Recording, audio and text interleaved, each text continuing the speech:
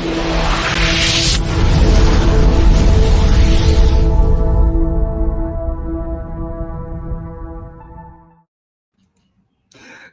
afternoon, ladies and gentlemen, and thank you for tuning in to a next episode of One Square at a Time, a leadership's perspective of how to lead your team to optimal success through one square at a time, like a king's perspective on a chessboard. Today, Brandon Croucher, myself, and Brett Gordon from Businesses Are People Too are here to talk about one of America's classic movies, Despicable Me, 1 through 3. Brett, how are you, my friend? I am awesome. I literally just got through kind of reviewing Despicable Me 2 and getting into the YMCA thing. Guys, Brett's humor is one of a million. So literally go find somebody else and see if they're funny. I was going to say, that means that there's a million other people out there that have a better sense of humor.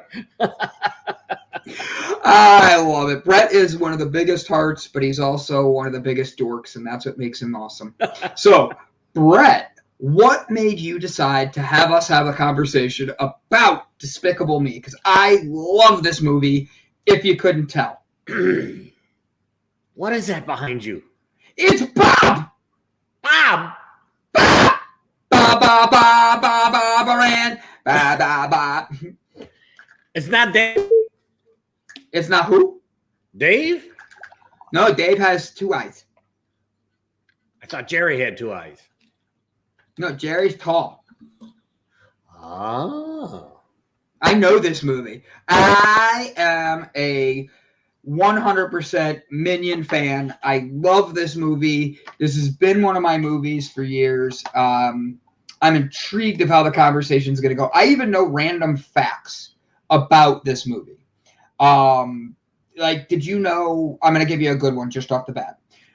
Did you know that they only auditioned actors who could improvise? They did not, they wanted them to edit like the lines and make it more, and surprise. Did you know that?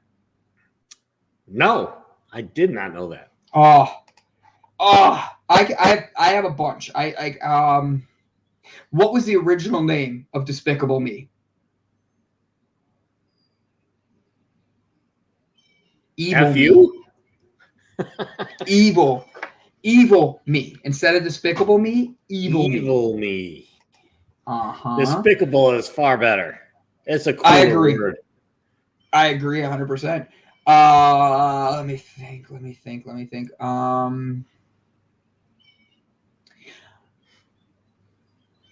So the directors, Chris, I forget his last name, and Pierre Coffin, they voiced the Minions. And the reason they did that is because they took English and French and just jammed it together, and that's why you think you can understand them. Really? I swear, dude, I loved this movie. The first time I saw it, it connected with me. And I Gru connects with me because he's bald. Like for real, bald men stick together, hashtag. But this movie just was meant to be something where it's an adult comedy for kids, so you can watch with your kids. And the thing I liked best about these movies is the Minions are just like anybody else. There's a million of them, and you can be a Minion or you could be a Groot. And Groot is all about being evil. He wants to be able to take over the world, and he's got the moon. Ooh, it is. Yes, he's got the moon. He needs the moon. I shoot for moon and come back with nothing. So I think this movie has a lot of ups and downs, all 3 of them, from Groot in the first one being evil to is that a Minions mug? No, this is Avengers mug. I am still impressed. But with the Minions and Despicable Me and Groot is an evil one at the beginning. He's bad, and random events give him 3 little girls. and he's able to see more to life than that. And we watch Groot mature and grow through these 3 movies. So, Yeah, Groot grew in the movies. Groot grew. Am I supposed to do this accent the whole time? There we go. I think absolutely. Okay, dokie. So, how did you enjoy the movie? I enjoyed the movie immensely. You know, I love the Despicable Me movies. Now, the Minion movie, which came after these, I haven't really. I guess I got to go back and rewatch that one because I didn't give it enough time. I think when I went to the movie theater, and all it was is about the Minions before they brought in the characters, and I think I walked out of the movie theater, to be perfectly honest. But these 3 movies I really liked, and I loved the progression that Gru had. In fact, first of all, Gru is the super villain. Yes. And he's all about being the most recognized, doing the most, the largest, biggest possible theft out there. Mm-hmm. And essentially, that is why he decided that he needed to steal the moon. Because, what was that? The moon. You can't read the. I can't read the It words. says go change the worlds, but I go there shoot for the go. moon. Shoot for the moon. That's what it says today. Shoot for the moon. And, so Gru starts out as this super villain, and it's like everything that's evil is what he likes. And he's getting into that, and he's got the minions behind him as kind of his army of cohorts and theft and able to steal the largest gems, to steal and eventually he was confronted or was recognized that there was a guy out there stealing bigger buildings than Gru was stealing. He had stolen the Eiffel Tower from Las Vegas. Yes. And the Statue of Liberty, again, from Las Vegas. But then there was a supervillain out there that figured out how to steal the pyramids. And from Vegas. No, stole the pyramids from Egypt. Oh, I forgot. Yeah, remember? And they had that inflatable pyramid. That's right. Yes. Yep. Touche. So and that's when Gru was like, somebody is stealing bigger things than me. Excuse me, I got a cough today. You do. You just don't want to let it go. No, it doesn't want to let me go. It loves me. We're just going to leave that where you're setting it. So Gru finds out who is stealing these big buildings, and he's doing it with a shrink ray or a shrink gun. So Gru decides he's got to steal the shrink gun from this other supervillain, and he can't figure out how to get into this guy's house. And he sees these little girls walk up to this fortress that the villain lives in, because Gru tried to get in and he got shot down by all the surveillance equipment and everything. And these 3 little girls come in and they're selling cookies. Mm-hmm.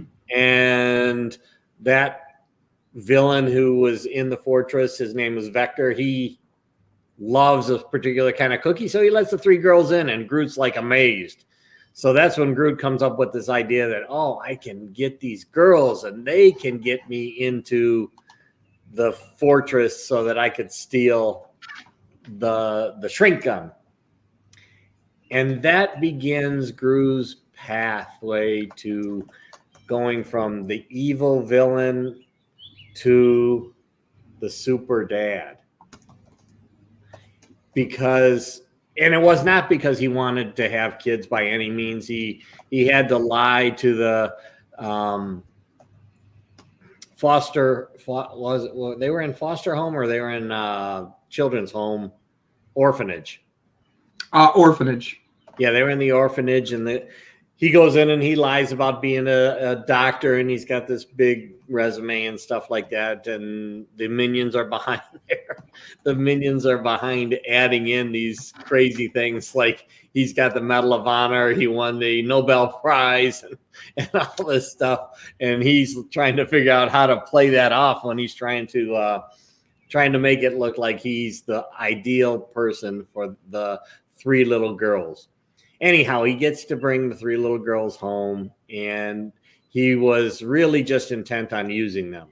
He had no desire to have, be a father of any sort, to do anything other than use them almost like he uses the minions. But the little girls melt his heart. And even though he does get the shrink gun and he goes to steal the moon, and then he eventually puts the moon back, what happened is Gru transformed his almost, it kind of reminds me of the Grinch that stole Christmas. He starts off with a little bitty heart and just all about the evilness of stealing Christmas, Gru stealing whatever he can. And then he meets the three girls, and his heart grows and grows and grows and grows bigger than most people's heart. And that's really what happened in Gru. He got so touched by the girls that he changed from being evil Gru stealing the moon to Gru who will allow them to paint his face in the carnival so that he matches and makes the girls happy. And then you see him with the girls in his hand at the end of Despicable Me 1. And I think that, that growth in Despicable Me 1 is what I really started to key in on, is, why these movies started to really touch me. It is that regardless of where we are in life and what we think we believe, just like me, I don't have kids. I'd never wanted kids, but kids like me. I'm not exactly sure. It's got to be the energy that I give off. They feel safe. They know that, I'm definitely not going to hurt them. And I've gone into, I remember one time, and this is way back when I was probably the 1990s, I was at the Pentagon, and I met this girl there, and I go over to her family's house, and her sister was there with her little kids, and one was maybe like 2 years old. And I sit down on the couch, and I don't know anybody here. This is kind of the first time that I met this girl. And all of a sudden, this little 2-year-old comes up and sits literally, right next to me, leaning up against me. And everybody in the family is like, what is going on? He doesn't like anybody. He's never going to go up to anybody like that. And, I'm like, I don't know. But he just climbed right up and sat right next to me and leaned up against me, and they were amazed. And I've had numerous experiences like that in the past. So, people are like, oh, you would have made a great father and things like that. But probably would have, but because I didn't, and I still don't have a desire to be a father, being a father figure, on the other hand, is something that I do. Being a father figure for not only children, but oftentimes for adults.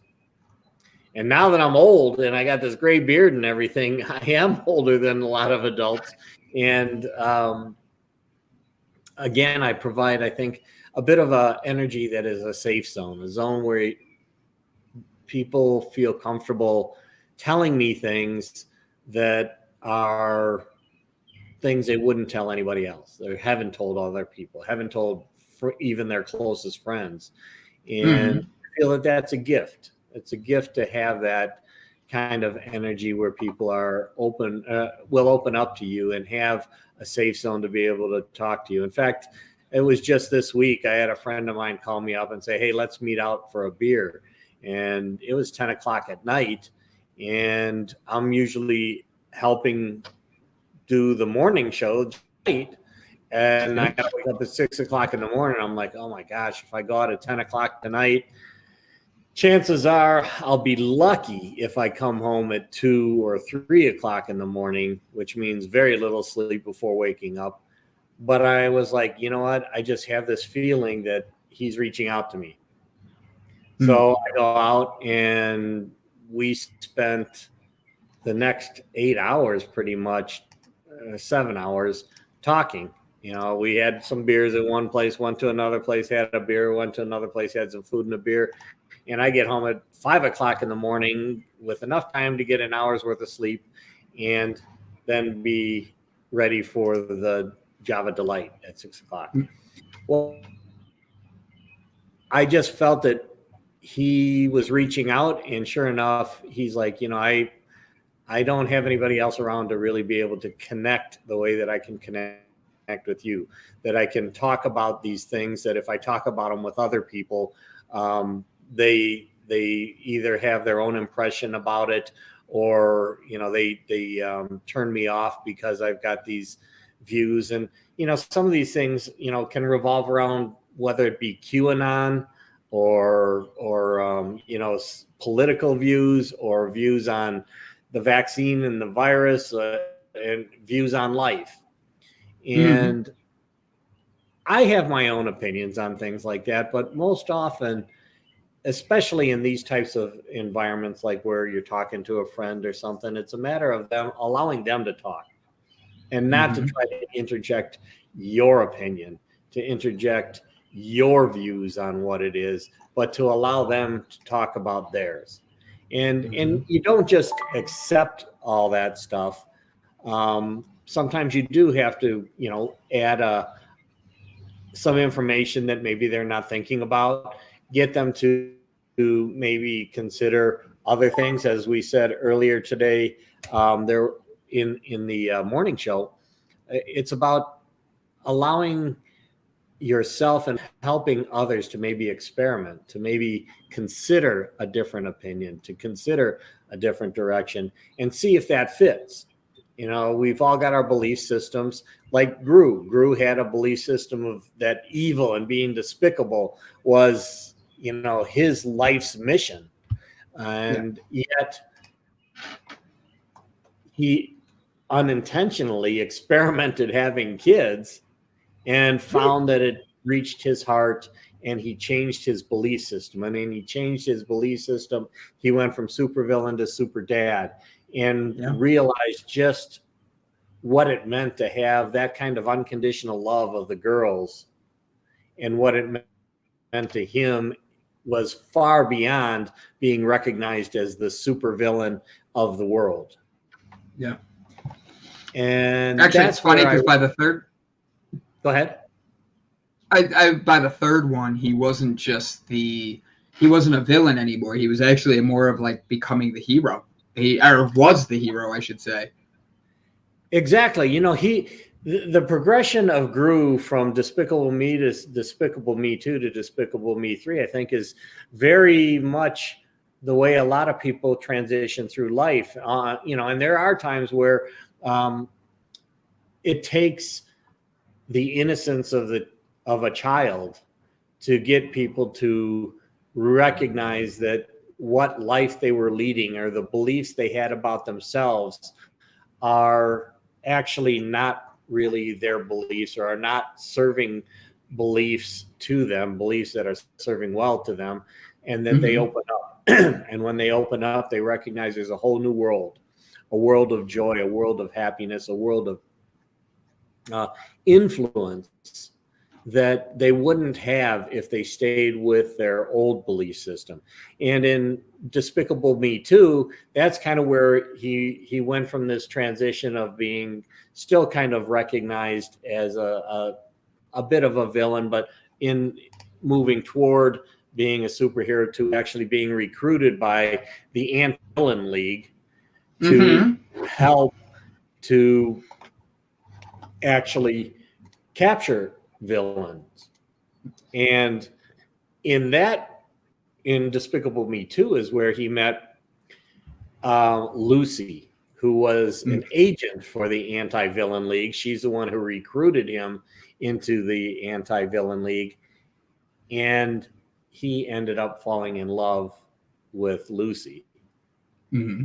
And then got married to Lucy at the end. So now he's gone from, being super villain to being super dad to now being a husband along with super dad. And the girls really love Lucy. And the youngest girl, Agnes, she was just hoping to have a mother, and sure enough, she gets that one in Lucy. So now the girls are even more happy because they got a mom and a dad, and they came right. So these were all progressions. But one of the things that I think want to go back to and touch upon, especially in and it's brought out in Despicable Me 2, is this scene here. And this is when Gru was just a little kid in a playground, and he's got a flower in his hand, and he wants to give it to a girl. Mm-hmm. And this happens in a lot of children's life, where you have experiences as a kid that influence you for the rest of your life. You get teased in school, you get bullied, it may be with even your parents or friends around you, or other influences, but it's one where you have an expectation, and you try to do something like Gru is doing here to give the girl a flower, and here he is standing there, and then he just touches her on the elbow, and all the others on the playground are like, Gru just touched her, Gru just touched her, now she's got Grudies. And everybody screams and runs away from him. He's standing there holding the flower. And from that point on, I think, is when he started to really withdraw from the world, to go from trying to do something good to moving into something evil, or to, and in life, that's what happens with us as well. You experience that one or two or three events, and that becomes a belief system in you, that is who you are, that is you are the undesirable, you are the untouchable, and you take that on, and for the rest of, oftentimes for the rest of your life, that is what you're trying to fight from. You still have this belief system that wasn't yours. You didn't actually want to take this on. You took this on based on some events that happened in your life. And when we're younger, and even when we're older, we place these meanings on it. And then we hold those meanings true to our heart or true to our brain, that we believe that this is who we really are. We are undesirable. So we don't even approach, somebody that we would like to date when we're in high school, when we're in college, or when we're, when we're at work or at a bar and we see somebody that is desirable, and we're like, no, I'm not going to ask them. I'm not going to even talk to them because I'm afraid of rejection. And I'll be perfectly honest, that's something that I've worked on my whole life. That kind of thing. The comfort of not asking or not putting yourself in that situation, saying, at least if I don't put myself in that situation, I won't be rejected. Correct. So I'd rather stay in this comfort zone by myself than get the joy that I think I would have by actually asking this person out, actually going to this event, actually doing these things. And this is extremely common across many, I would say, in one way, shape, or form, everybody has something like this. I was just about to say that. My question to you would be more about the lines of being vulnerable. When you're vulnerable, like, all right, so my most embarrassing time, other than being rejected in college, which I got used to, was third grade. I asked this girl to be my Valentine. I planned it out. I stood in line next to her on the swings. On the swing, when she was at her highest point in passing me, I said, "Will you be my Valentine?" She said no, jumped off, and ran away before she even hit the ground. Now, that's like being left alone with Groot. I look like Groot, but at the same point, I know that she was just one part of my life, and Groot became a villain because of that. And he became, I have to steal things, because that's where he felt his respect came from. That's where his Right. power. Yeah. Have And to you grow ever this felt like that? reputation. Yeah. Have you ever had your heart broken where you wanted to take over the world? I have had experiences where I chose from that point on to kind of avoid asking somebody out, feeling that even though I was told, you're a pretty good looking guy, that my internal view of that guy wasn't the same. Because of experience that I had when I was younger and held on to, and have worked on those, for a long time in my life to overcome those and recognize that that's not a belief. That belief system is definitely not serving me. It's not even accurate, but it was there at a time that you were forming as a person, as your personality, your being, your identity, and it holds tight. So going through that and trying to break free from that false belief is a challenge, and it's something that you may have to work on for the rest of your life. But the key is that if you recognize that you can work on it. And oftentimes we don't even recognize those things. Oftentimes we go through life and this is how we believe, but we don't know what it was that actually kind of started that belief, or maybe even trigger that belief. But it comes back to mind, and it affects the way that we act. It affects the way that we react. It affects the way that we perceive other events. Correct. To where, if you have this belief that you're an untouchable or somebody that, is not desirable, then anytime you experience something where you're at a place and you're about to talk to somebody and you haven't even met this person, you haven't done anything, but that person just happens to turn their back because a friend says, hey, and they turn around to say, hey, and you're like, oh, they're rejecting me.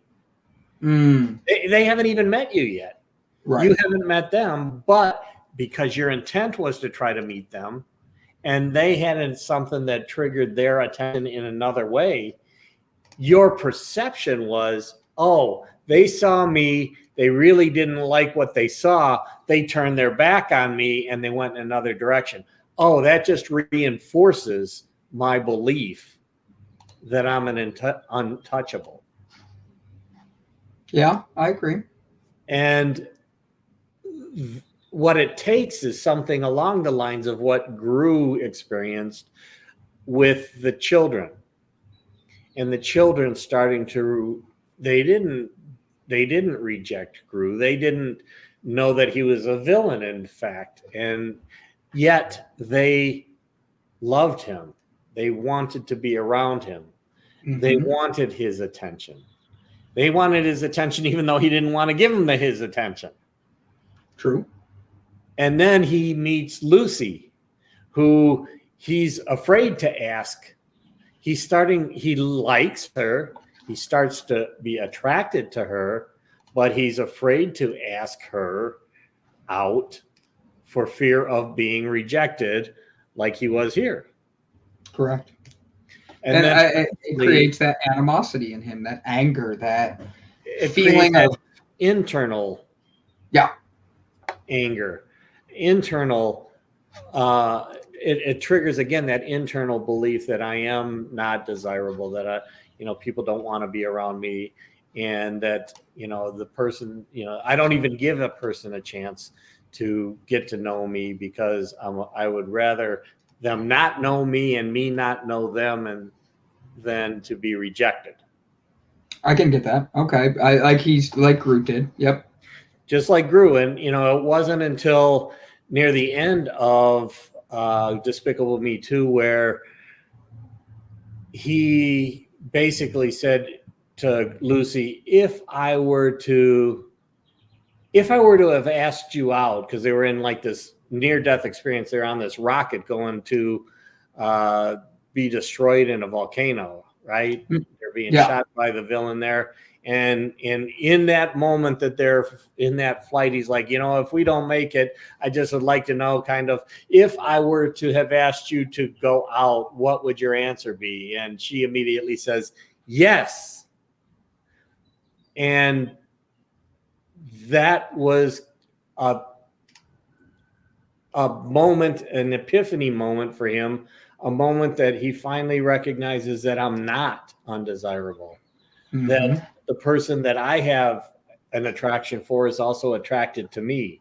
And then like later, this is right near the end of the movie anyhow, but it shows, 147 dates later, there they are standing at the altar and getting married. And those are the types of events that, until we experiment, and we talked about this on the morning show today, is, you need to experiment and try things new. Correct. You have to step out of your comfort zone in order to see if what's outside of your comfort zone is more exciting, is more fulfilling, is more successful in any aspect of life than staying in your comfort zone. Got it. Yeah. So now we're through, a few different stages in our lives as well as in Gru's life. And then you go into Despicable Me 3.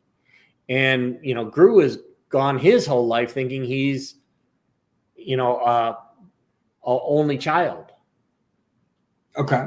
And that he doesn't, so he's an only child. And yet in the beginning of the movie, somebody comes up to his door and he's like, this person wants you to come and see him. And he's like, who is this person? He's like, it's your brother. And he's like, I have a brother? And there are times in life, that there are families that are children that actually have this experience. But if you don't have this experience directly, it can be related to, I have somebody else that is like me, that's somebody else that wants to be near me, other than the person that may be in my life, like Lucy became in his. But there's somebody else out there that I need to know. There's family out there that I don't know I have. And he goes and he sees this, and it's a totally different aspect of the family. I mean, his brother has got plenty of hair. He's got the golden locks and he's the pretty boy. And Gru initially looks at him like, oh my God, he got everything that I didn't get. He got the hair, he got the looks, he got the money. He was on, whatever dad's side of the family who had all the money. I was raised by mom who didn't have all the money. And now he's kind of jealous of his brother, Drew, and doesn't really want to initially accept Drew as, kind of a part of his family. Yes, he loves the fact that has a brother, but he's really jealous about what Drew has versus what Gru had. Right. And then they come to find out, his father actually, their father was a supervillain, and that was how Drew was able to have all the riches that he had. It was from his father's being a villain. But anyhow, then Drew and Gru worked together to, again, defeat another supervillain who was a child movie star who had a show called, I think it was like Evil Brat. And that child, his name was like Balthazar Brat. And he was he had his own show where he was kind of like a superhero.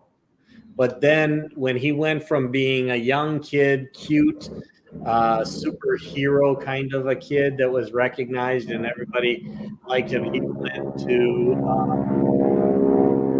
become a super villain. Yep. Because he grew up, his nose changed, he had zits, things that we experience when we grow up, right?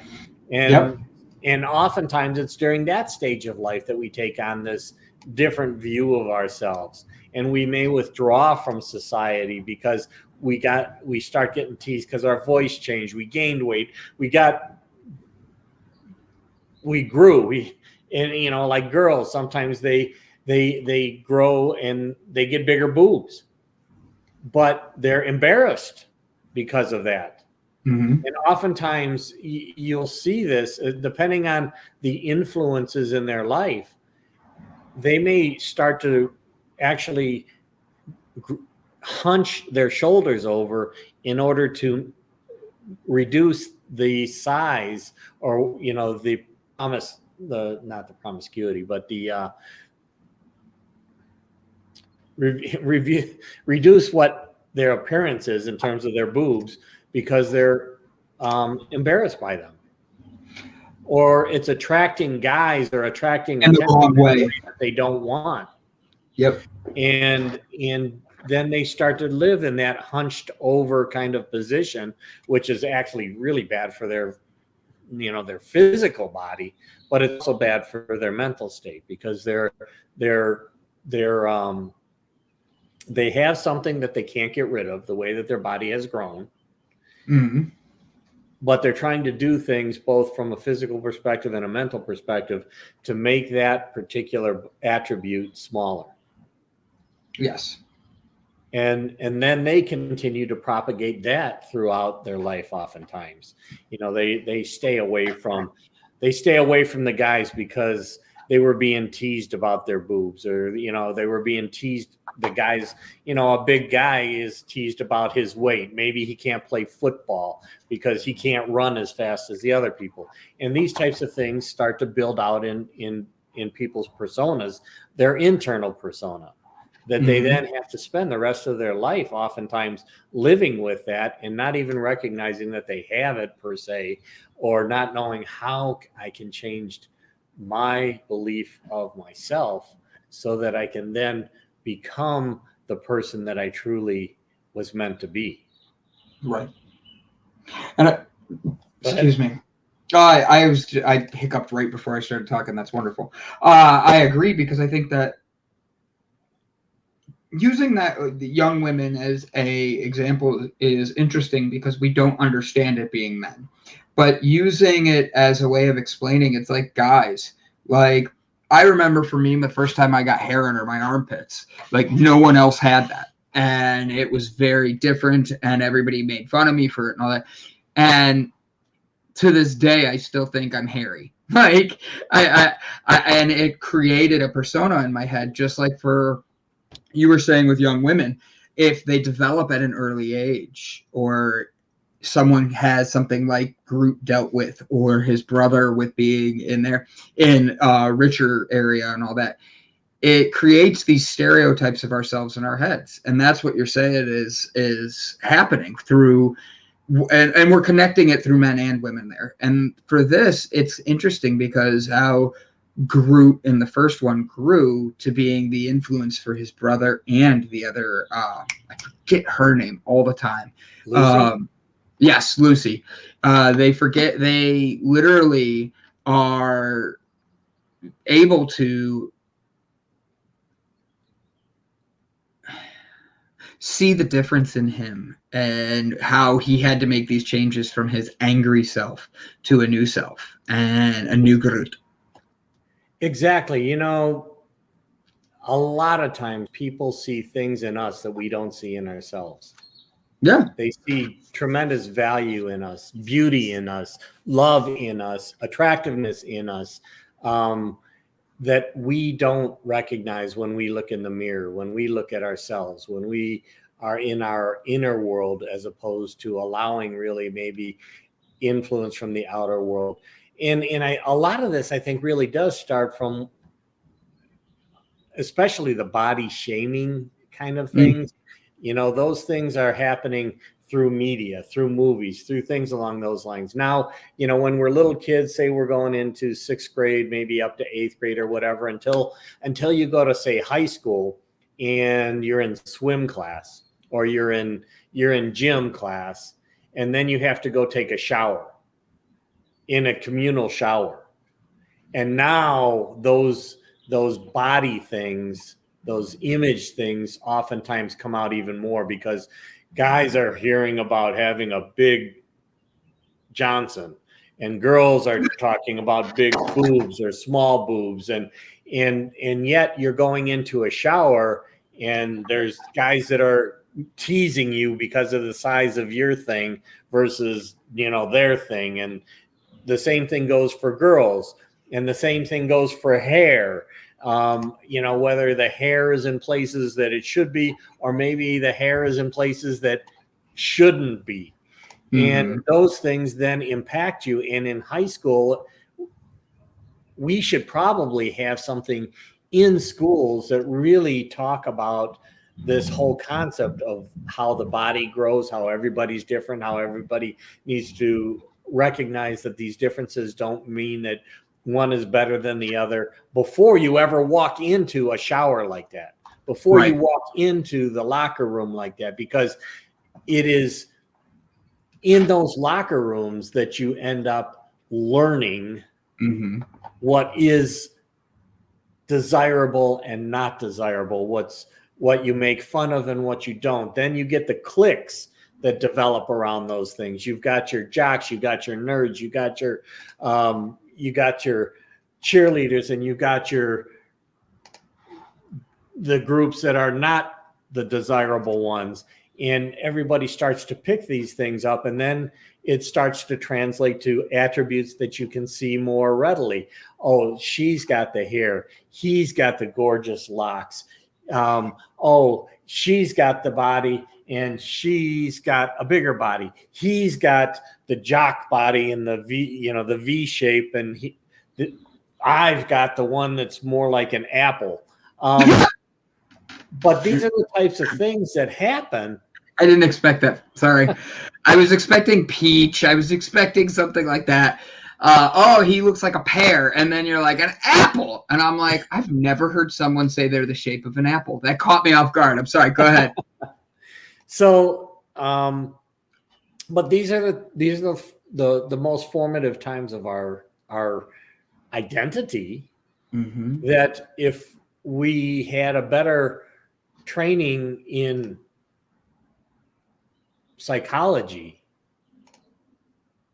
when we were in school, we may not grow up having as many hang-ups about our identity or about who we are, because we were taught that differences should be relished, differences should be cherished, differences should be honored, as opposed to separating into those that are this way and those that are that way. And that the two will never meet. I mean, I when I was in school, I was kind of a nerd, but I also played sports. Now, I didn't play the organized sports like, the teams in high school, but, pick up football games, pick up baseball games, those types of things. And I did well. So I was kind of a bit in a transition, but when I was in physics class, I sat in the table with the nerds, and we were, the ones that when we did the experiment, if we were one fraction of an inch off, we were pissed off, where others were like, man, like I remember one experiment when I was in high school, it was to like calculate that if you roll a marble down a ramp and off the edge of the table, you try to get it to drop into a cup that's on the floor, and you had to calculate, the drop over the distance and the speed and all that kind of stuff. And on our table, our first time that we did it, because of the experiment and everything that we did, it dropped dead center in the cup and it bounced out. And the teacher's like, nope, that doesn't count. We're like, bullshit. It went right smack in the middle and it hit and it bounced out. And then, there's other tables around us where it didn't hit the cup, it knocked the cup over and all this stuff. And they're like, and those are the nerds. They just were expected to be able to do it right. But that's why they're the nerds and they're over there, and we're the cool kids and we're over here. Right. So, those are all formative things in life that we oftentimes have to recognize at some point, hopefully, question our belief systems, figure out ways that we can change the way that we view our own identity, just like has happened in, the series of Despicable Me, and where Gru has gone from, the villain to the super dad to the husband and loving, caring family man, to be having a brother and recognizing that even though his brother had the golden locks and the easy life, they could still be brothers, and together they could accomplish something. And then he had the bond of the family, and it was all about opening up your mind, opening up your heart, and being vulnerable. Mm-hmm. Because ultimately that was the first step in it. Why did the girls loved Gru before he expressed his vulnerability? But Correct. once he did express his vulnerability, that's when he grew, and his heart grew. And when he finally recognized the vulnerability of opening up to Lucy and her accepting his date and then becoming married, or opening up to Drew, his brother, those were all the things that started to break down that identity and create a new identity of being this desirable super hero versus super villain, super dad. And these are the things that we also do in life. This is what we talk about and do. And the whole reason behind Delight Digital Cafe Mm-hmm. is really to be able to bring out different ways and tools that we have in life, different views that we have in life, so that you can recognize that everybody can be accepted, regardless of what their view is, regardless of who they are. And it's all a matter usually of looking internally first. Mm-hmm. I agree. And feeling safe about it. And in Delight Digital Cafe, we're trying to create a safe space so that we can talk about these things and our viewers can become part of a family, a community of people that can contribute to each other, even if it's just through comments that we make. And at the same time, we try to have fun with it. We make fun of things. And, even though I talk about, some of these physical attributes or mental attributes or being a nerd or whatever, as something that can oftentimes be a negative influence on ourselves, we also do make fun of those types of things. And I think that we need to be that. I think you need to develop a thicker skin. We have, as a society, I think, gotten to be very thin-skinned. And we immediately take offense to certain things. And oftentimes those things that we take offense to may not have been meant in that way. And if they were meant in that way, we should recognize it and say, well, fuck that. Right. That's not me. I don't care what you think about that. That's not me. And at other times, recognize that somebody said something because their background is different, or in that day they were pissed off because of something that happened that we had no idea what happened, but they said something mean to us. Mm-hmm. And it really wasn't that they were upset or trying to be mean to us per se, but it was kind of the straw that broke the camel's back.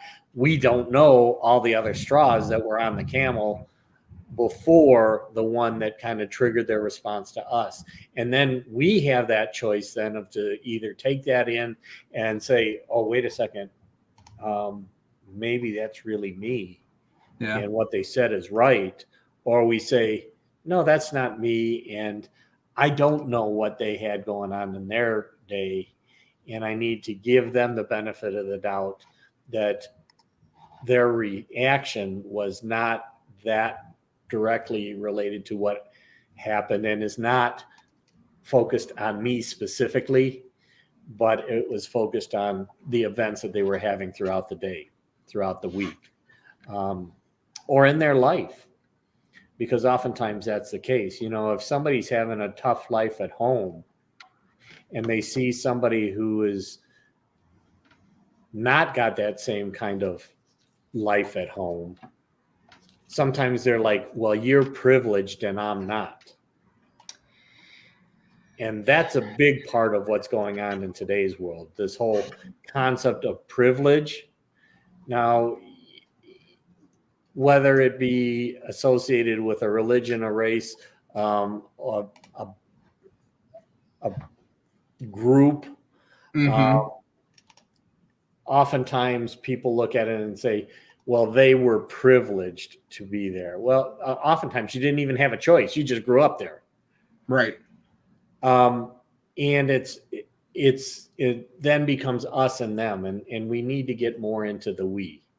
Mm-hmm. And when we get a chance to communicate with others that have a different background than ours, we can learn. I mean, I've learned so much from kids and adults that have grown up in a totally different life than I Mm-hmm. did. I mean, I grew up in a blue collar town. My dad was a carpet salesman his entire life. We didn't live a rich life, but we didn't live a poor life. I was never really in a situation where I felt my my life was threatened, or that I had to worry about being beaten by my parents. But I have since recognized that that's not the way that many people grew up. They Correct. grew up in areas where the first and foremost thing that they had to worry about is being safe, whether that be safe in the neighborhood or safe in the house. And how do you focus on school when your primary thing is to make sure that you're safe? Correct. These are the types of communities that are out there. These are the types of, that doesn't make me privileged. And then I can look at the people, other people in what I used to consider the rich neighborhood, and they were the privileged kids. And why didn't I have that? And then, that's the same thing that others were looking at me and saying from a different neighborhood. And those are the types of things that we don't get a chance to really, I don't say we get a chance. Those are the things that we don't oftentimes think about. It's a good And way of putting and if we do that and we recognize, hey, this is just, it is the way that it is. It was the way that it was. That doesn't mean that it has to continue to be that way for our future. that. Correct. And we can go from being the villain to being the hero. We can go from being having this identity that is not empowering to one that is more empowering or very empowering. Our future is not our past, but we have to make a mindset change in the present in order to break the pattern that we may have used in the past and change it to the pattern that we want to use, the empowering pattern we want to use in the future. So the present is such an important part that we oftentimes don't even live in. We're Mm. always thinking about the past. We're suffering because of past events, or we have anxiety because we don't know what the future will bring. We're so focused on those two things. We're not focused on the fact that right now, here in the present, we can make a change that's going to lead us in a direction that we want to go, as opposed to a direction that we may be heading because we're still thinking about the past or afraid of the future. Mm. And it's stagnant. It makes you stagnant without growth. And if you're not able to actually see that things you need to let go of, you need to be able to move forwards. And if you can't, you're just holding yourself back. Right. So, I think it's all in the way that we view things, especially how we view things. Excuse me. The way Take we view things in the present. take your time. Don't choke. Yeah, the way we view things in the present. So um, that's what I got out of these movies, is that it really does span, and I could touch. It touched on a lot of different aspects of my life as I was growing up. It touched on, I think, a lot of different. There's something in here that touches on, I think, anybody's background, if you think about it. And Mm-hmm. it shows you the progression that can happen in your life when you choose to be more vulnerable, when you choose to open up, when you choose to change direction, when you choose to or recognize that identity that you started with doesn't equate to the identity that you can have. Correct. I agree with that. And so then how does that relate back to a tool? How do you connect all of this to a tool? Because I'm trying to think of which one you're going to go with and how you'd be able to do this. And the funny thing is there's a toolbox in this room I'm in. Woo! As I kick the table. Wait a second. Give me a second here. I got to cough.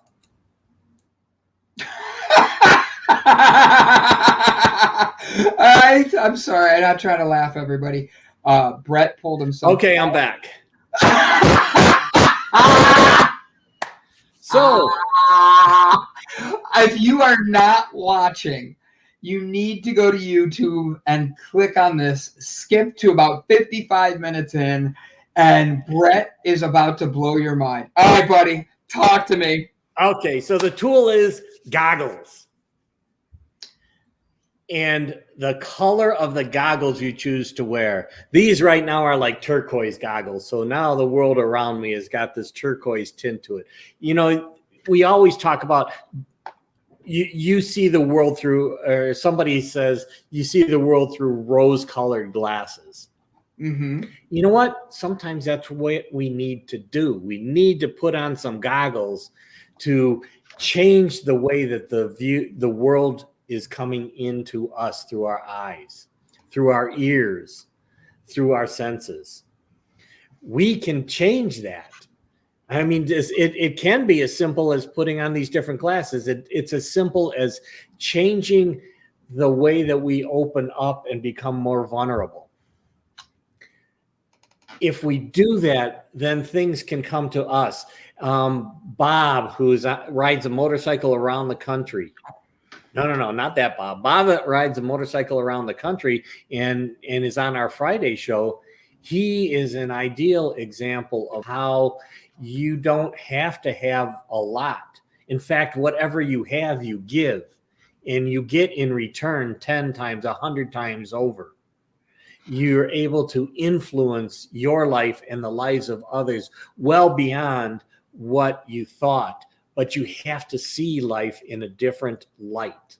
And you can do that by putting on a different set of goggles that you view life through, that you view yourself through. So choose that color of those goggles. Choose that perception that you want to place on things in life before you even experience them. And that goes back to, again, looking at your belief systems, because your belief systems also create the filters in your life. Filters are like the colors of the glasses. So change that filter. Change the color of the goggles that you're wearing, and you change the way the world looks to you, that you look at yourself. And you can change from whatever that belief or identity was in the past through the present of wearing a new colored goggles to a future that is far brighter. So goggles, which I think is so awesome about the Minions, because they're all wearing goggles.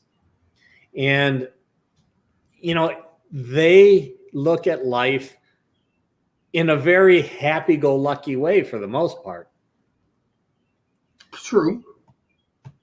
And yet they did change. In fact, it was in Despicable Me 2, where they changed into like super gremlin villains, and they turned purple because there was a formula that was created in order to make people from good to bad, and they became indestructible little things, and then they were able to change back. But that's really what I'm trying to get at, is that we do have this ability, but it does take effort, it does take energy, and it does take some time. And it's a matter of finding also the right community, the right people to have as your coaches or your advocates or your therapists so that you can feel comfortable. But ultimately, it comes back to us, because the environment around us may enable us to feel more comfortable, and we need to bring these things out in order to change them. But ultimately, the change occurs within us. I actually think you nailed this one, buddy. I have to be honest. I didn't know what the goggles were going to do. I didn't know how you were going to play it in. And that connects in a very unique way. So for me, I love that you did that. I love how you brought that tool in. It makes you look like the bad guy that's in the roller. Yeah, Dr. Nefario. Nefario. I was like Dr. N. But you connected it with a way that you have your choice on those. So when you go to the sporting goods store, when you go fishing this summer at a friend's house, and you grab goggles and put them on, think about yourself for a second. Think about how your life is. Are you looking through everything with rose-colored glasses, or are you looking through them with a dark pair of glasses like Brett's swim trunks right now, or goggles right now? My swim trunks. Hey, I'm not wearing swim trunks. I'm not wearing any trunks. We're supposed to wear pants? Wait a second. Magnifying glass. That's what I need. Magnifying ones. I'm not touching that one. Are you sure?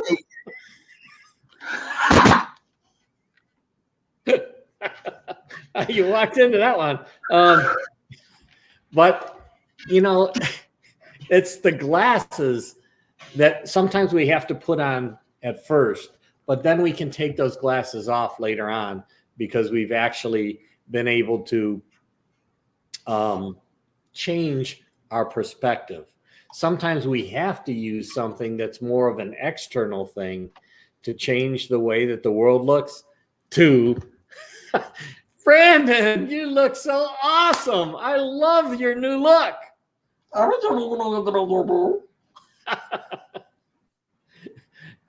love the shade. The shade of your skin is amazing. You've been out in the sun quite a bit.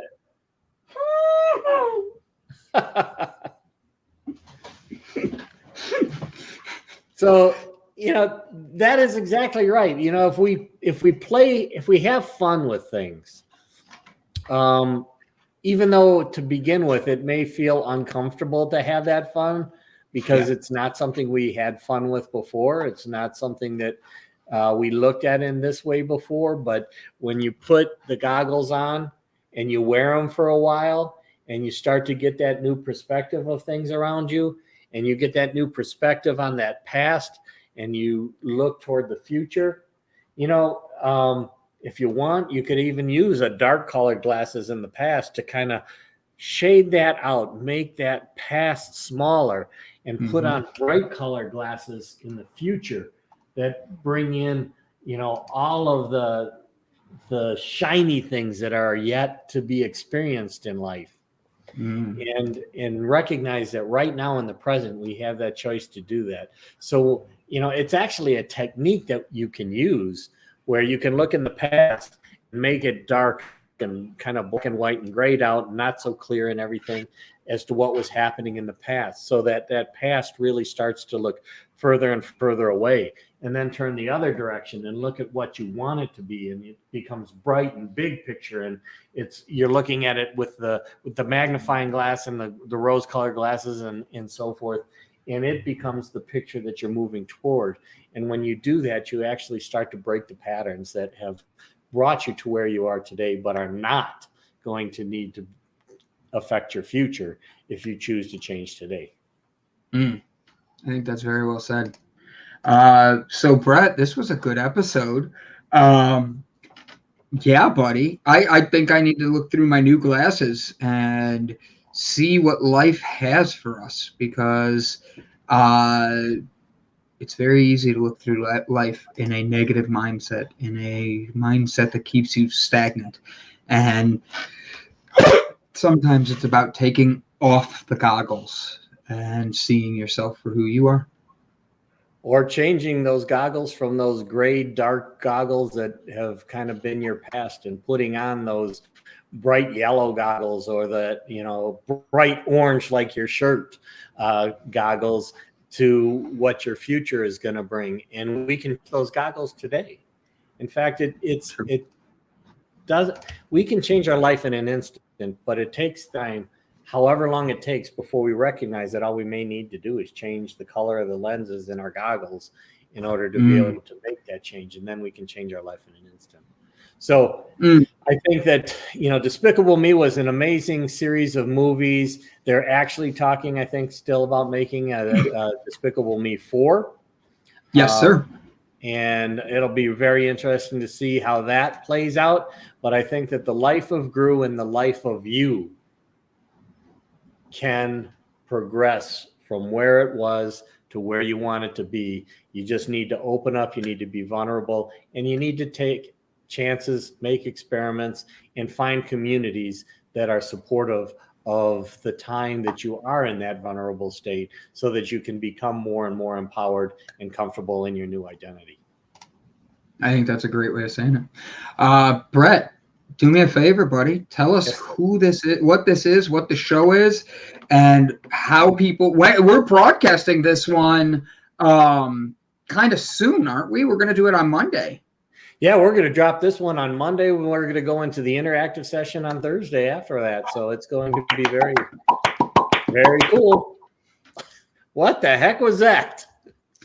I used to take care of this mentally challenged families. Like, they put a bunch of adults, mentally challenged, physically challenged adults, and I was one of their caretakers. And I don't know why, one day the one guy who is mentally challenged was doing that, and he was trying to make a noise, and I was like, no, cup your lips.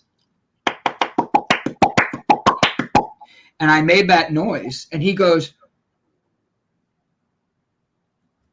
and starts trying to do it. And I did that there, not even thinking. I have a bazillion noises I use with kids. I am a big kid, in case you didn't know.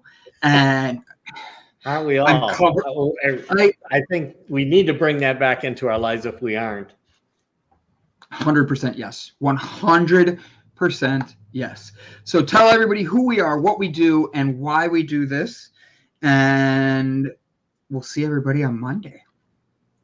Awesome. This is One Square at a Time. It is looking at life with the analogy of the king on a chessboard, where a king can move one step at a time in any direction. The goal of One Step, as we're putting it together, is to be able to establish a common foundation through the movies that we watch, in order to be able to give you tools to be able to better choose which step in which direction that you're going to take in life and leadership. And remember, the very first person, we're all kings, we're all leaders. The very first person that we need, or team that we need to lead, is me, myself, and I. And those are all. That is the only team we actually have control over. Everything else is an influence that we may be able to have. Dropping knowledge on your asses. So I'm Brett Gordon of Businesses Are People Too. This is Brandon Croucher of Delight Cafe CBD, where you can get your calm, balance, and delight. I'm sorry, guys. I literally am in a mood today, and it's a much better mood than it was at the beginning of the week. I have changed my goggles, and exactly. Honestly, yes, I think Brett hit the nail on the head with this one. And the end of this, I love to say that it was kind of entertaining, because earlier in the week, Brett saw how angry and how uncomfortable I was in my skin. And the show must go on. I had to change my goggles. And when I did, man, made a big difference. So guys, don't be afraid to change your goggles. Thanks, Brett. All right. Take care, everybody. Appreciate it. Hope we gave. Sorry, I didn't let you finish. No, that's fine. I was just saying, I hope we offered some.